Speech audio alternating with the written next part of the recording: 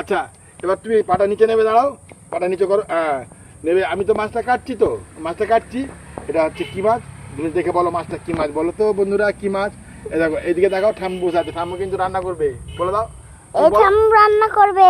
সুন্দর স্বাদ। কি বলো, মাছ ঠাম্মু বলে রান্না ফেলো? করবে তো, তুমি জিজ্ঞাসা করো ঠাম্মুকে। এটা হচ্ছে রূপচা। তুমি কি মাছ রান্না করবে?